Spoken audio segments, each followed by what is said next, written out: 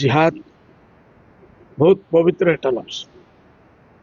আল্লাহ নবী সাল্লাল্লাহু আলাইহি ওয়াসাল্লাম কইছে আমরা জিততে থেকে একটা ডাউন লড়াই করাইছে রাস্তাত কইছে আমরা বাইরের জিহাদ করি আইছি, ওটা ছোট জিহাদ আছে। এতিয়া আমি ঘৰত গৈ আছো, আমার নিজের জানার লাগে, আমার নিজের মনের লাগে, এটা হচ্ছে সবচেয়ে বড় আমার শয়তান। এটার লগে এটা লড়াই হবে, এটা হলো সবচেয়ে বড় জিহাদ। ওই লড়াই যুদ্ধ বড় না, আল্লাহ নবী বলেছেন এটা ভিতরে যাও, এটা হলো জিহাদ। মানুষ আজকাল বানাই দিচ্ছে খারাপ। আমি রেজাল ভাইরেও কই বলে, ভাই আপনি জুসে উঠিয়া জিহাদ টিহাদ বলবেন না, আরো বলার বহুত কিছু আছে। হ্যাঁ, আপনি একটা ভালো উদ্দেশ্য নিয়ে আইসেন, আর ভালো হিসেবে বাড়াই আইসেন, আমরা ওয়েলকাম করি।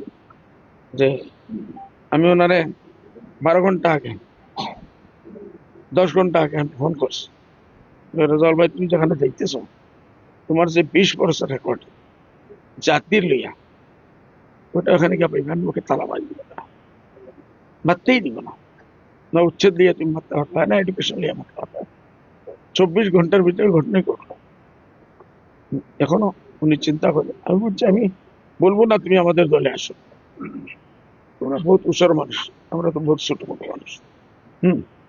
হইলে যে জায়গায় যাও, উনি আমার বলছে যে হুজুর আপনার কথা আমি মানলাম, যদি আমি যাই চাইতেছি এখন দেখি, আর না হইলে লাগে না আমি বসে থাকুন, কোনো পলিটিক্স করবো না। আমি বলছি পলিটিক্স করার কোনো প্রয়োজন নাই, জাতির খেদমতের লাগে পলিটিক্স, যারা পলিটিক্স না করে জাতির খেদমত করছে তারা বেশ নাম হয়েছে। পলিটিক্স তো গান্দা জিনিস, নাম আছে বদনামি আছে। ভাড়া আমার দোয়া ওনার সাথে আছে, উনি আমার ছোট ভাই। আর ওনার টেলিফোনে একটা রিং এর টোন আছে, জাতীয় কথা আছে। আমি ওনাকে এর থেকে বড় পাঠাইছি, सोए हुए शेरों को जगाने आ जाया हूँ, कौम को बुलाने आ जाया हूँ। হ্যাঁ, তো এটা পাঠাইছি, আর উনি মানছেন, বলে আমার এটা আপনার থেকে আরো ভালো, আপনারটা আমার থেকে ভালো, আমি এটারই ইয়াদ রাখবো। এইসব জিনিস হয়, ভালো একটা মানুষ, ভালো একটা উদ্দেশ্য লিয়ে নামছেন বাজানে, আলতু ফালতু চলে গিয়ে তো বদনাম হয়ে যাবে, যেরকম হয়েছে। মারতেই দিব না, আমি জানি। আজ রাত্রি 12:30 বাজে ইমান মানব, এইটাই তো বোঝা যায় যে ইউডিএফের ঢেউ আছে, বিদেশ শেষ হওয়া নাই। আমি তো 30-32টা কথা কইছো, তাহলে ইমান উপরত না যাও, একটা কম থাকিব। বহুত উপরত গেলে মানুষ কই দিব বলে বিজেপির এজেন্ট হয়ে গেছে, কংগ্রেসে বিজেপির এজেন্ট কাম কৰি আছে, এইটো মানুহ নকয়। উচ্ছেদত কোনো একজন কংগ্রেসী লিডারে কোন মাত মাতিছে নেকি?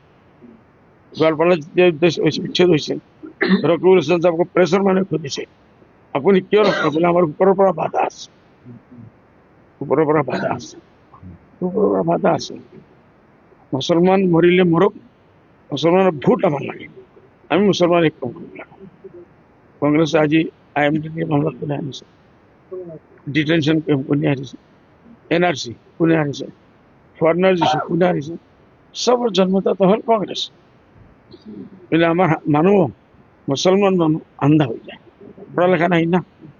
আর এই কংগ্রেসেই রাখিছে যে মুসলমান কমে পড়িব নালাগে, পড়িলেই আমার ভিতরে আছে ষড়যন্ত্র, যেটা আমি করি আইছো 60-70 বছর পরে, এইটো উলংঘন হয়ে যাবে।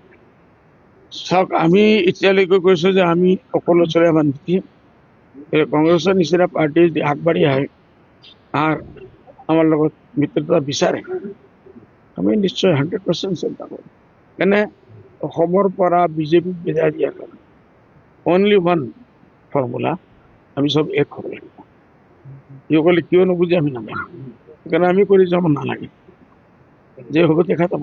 আমি কিং মেকাৰ কুইন মেকাৰ নকওঁ।